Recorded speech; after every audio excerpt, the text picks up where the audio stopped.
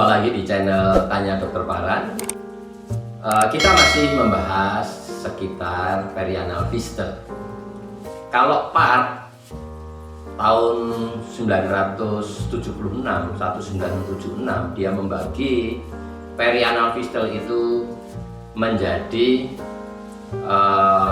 intersfincteric, transsphincteric, suprasphincteric, dan extrasphincteric fistel.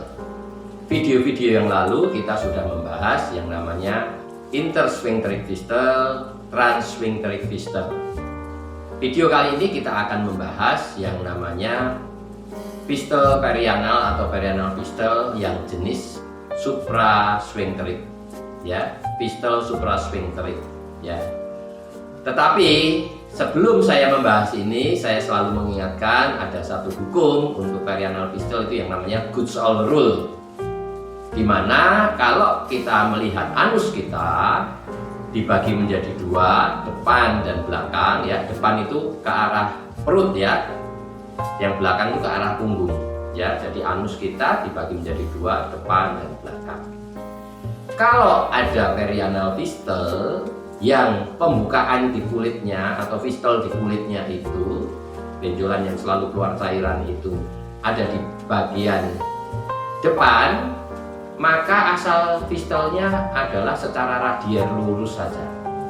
Kalau dia di sini berarti arahnya di dalamnya di sini. Kalau dari di sini arahnya secara radial. Tetapi kalau fistel pembukaannya di kulitnya itu di bagian belakang atau posterior, maka dia akan asalnya secara kurvilinear di garis tengah belakang sini.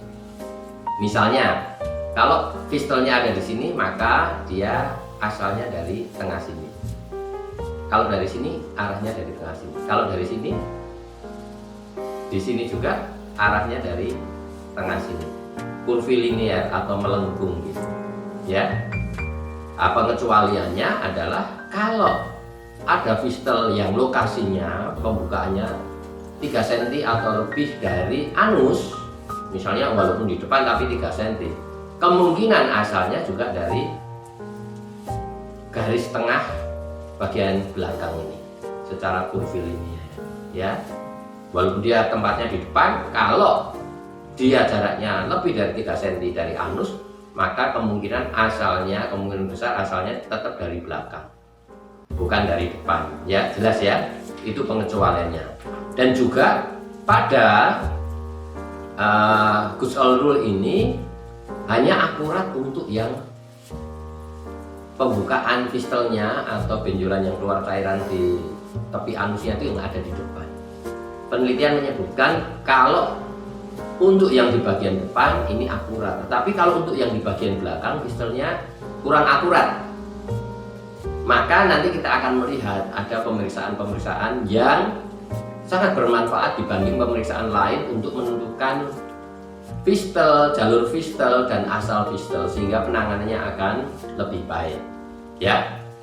Nah, sesudah kita tahu yang namanya Goodsall Rule, saya selalu mengingatkan ini, kita sekarang berbicara mengenai yang namanya perianal fistel yang suprasphincteric. Kita tahu di dalam anus kita ada bangunan yang namanya otot klep dalam dan otot klep luar seperti ini. Otot klep dalam, otot klep luar. Otot klep dalam atau sphincter internum ini adalah bagian dari dinding anorektal kita sebetulnya. Otot dari anorektal, ya.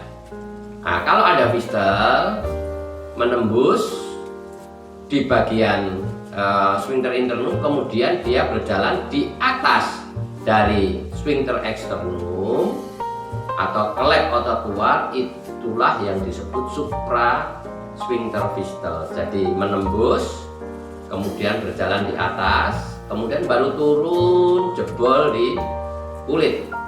Jadi salurannya seperti itu, menembus otot klep dalam, kemudian berjalan di atas dari otot klep luar, kemudian turun ke arah kulit, itu namanya suprasphincter. Tetapi dalam perjalanannya dia ada menembus yang namanya bubuk otot puborektalis ya, otot puborektalis di atasnya ini. Itu yang disebut perianal fistel yang suprasphincteric ya. Jadi menembus sphincter internum, kemudian berjalan di atas dari sphincter externum dan menembus yang namanya otot puborektalis, kemudian baru turun ke arah luar ya. Nanti problematika dari masing-masing fistel akan kita bahas di video-video yang akan datang mengenai penanganannya ya. Tetapi yang jelas bahwa kita harus tahu dulu jenis-jenis fistel ini menurut part. Nanti kita akan bahas juga menurut yang namanya St. James University Hospital atau klasifikasi dari SJUH ya.